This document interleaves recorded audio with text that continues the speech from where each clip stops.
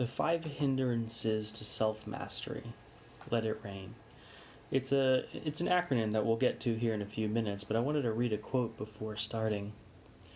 There are 2 mistakes along the way to mastery: not starting it and not going all the way.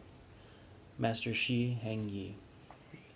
This is a topic that kind of addresses a lot of the reasons why, or rather the ways that we can get hung up along our way to whatever we're trying to achieve, whether it's mastery or a goal, a life change, or pretty much anything.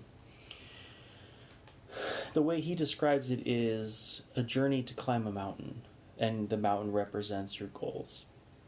And if you talk to all of the different people along the route, they'll tell you their story, but it's not your journey. And that can really prevent you sometimes from accomplishing yours, because you're like, well, I don't need to go to the top of the mountain anymore. I have everybody else's top of the mountain. But it's a journey of self-exploration. It's a journey of self rather than others. And sometimes we can forget that. So let me go into the 5 different hindrances. The first one is sensual desire. This is seeing, hearing, smelling, tasting, and feeling. When we get caught up in a particular sense, the example he uses is you're on your path to your top of the mountain, and you find this restaurant, and the smells and the tastes and the music prevent you from continuing on your journey, so you get trapped within that restaurant. And it may be a wonderful place, but it's preventing you from moving forward. It's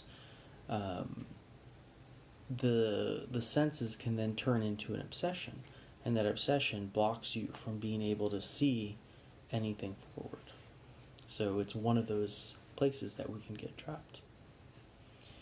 The next one is ill will or aversion. This is coming from those negative emotions, that rejection, that dislike of a person or an object. The example he uses, if you're trying to climb the mountain and it gets cold, you have maybe an aversion to cold, or it rains and you have an aversion to getting wet. These things can therefore block us from moving forward. So we have to understand what are the things that maybe we don't like, or the people that we don't like, then it's going to actually prevent us from moving forward. The next one is the dullness or heaviness. Sometimes this can reflect as depression. It's also sometimes referred to as sloth.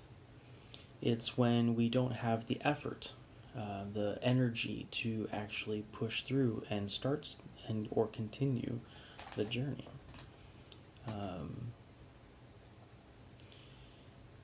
The next one is the dullness or heaviness. This is, the restlessness. It's the unsettled mind jumping from one thing to the next, sometimes referred to as the monkey mind, where we can't really focus on any one particular thing. So oh, that's interesting. Ooh, that's interesting. Ooh, that's interesting. And we never really stay on the path because we're always getting distracted. Here on YouTube, right? You can endless rabbit hole of jumping from video to video, and then you can get lost of why you even went there in the first place, or Facebook or Instagram or the internet in general. And the last one is skeptical doubt. This is where we kind of disconnect from our goals. We almost get into that decision paralysis where there's just too much information. We can't tell the difference between them all, and therefore we just make no choice at all.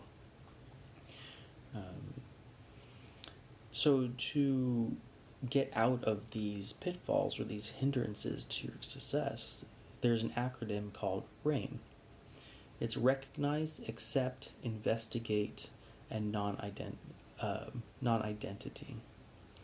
Recognize which step you are in of these hindrances. The first is always knowing what is happening. Then we can make a choice on how to fix it or how to move past that pitfall. Accept. Learn to accept and acknowledge and allow it just to be what it is. a lot of the times forgiveness of self and forgiveness of others.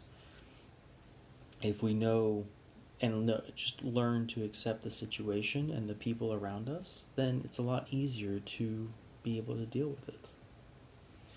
Investigate. What is your emotions? What is your state?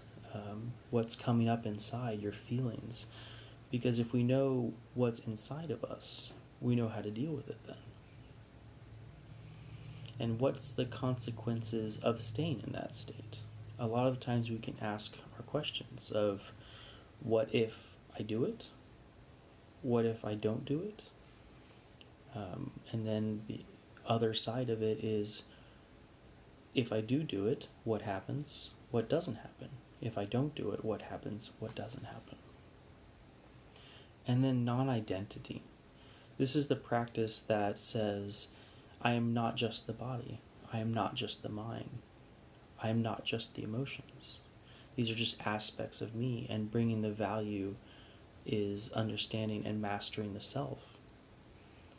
So if we ever get troubled by any one piece of it, know that it's just a piece of the whole, and that we can fix and move forward and learn and grow.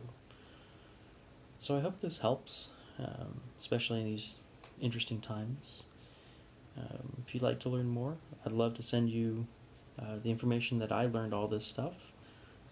Otherwise, have a wonderful day.